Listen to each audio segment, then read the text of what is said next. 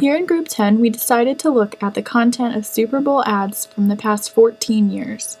Research conducted by Nielsen Sports Media Research in early 2011 revealed that nearly 50% of Super Bowl viewers watch the game specifically for the commercials.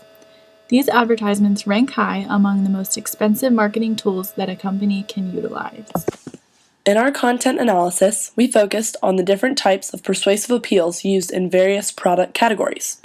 These categories were alcohol, apparel, food and beverage, movie trailers and TV shows, services, technology, vehicles, and we included an other group so that our categories would be mutually exclusive. We then examined the types of persuasive appeals used to engage the audience, which included comedy, celebrity, cuteness, masculinity/strength, sexual/romantic, and an other category. Next, we looked at the selling point of each commercial, which is whether the commercial was intended to inform or transform the audience, or do neither. Then we determined the presence of males, females, animals, and other characters. We also looked at whether or not the commercials included music and narration. After our analysis, we found that service ads were the most frequent, taking up 27% of commercials, followed by food and beverage with 23% of commercials, and alcohol, which took up 20% of commercials. Let's take a closer look at our hypotheses and results. The first hypothesis predicted that Super Bowl advertisements will use humor more than any other persuasive appeal to sell ideas and products. This hypothesis was supported as 59% of the commercials used humor as its main persuasive appeal.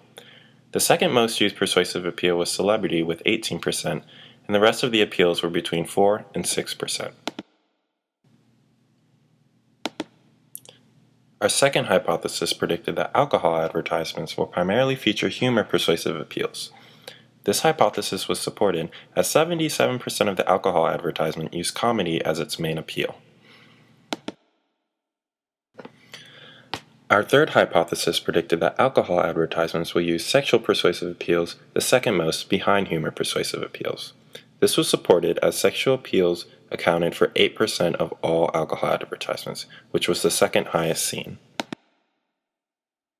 Our fourth hypothesis predicted that technology advertisements will feature more males than females.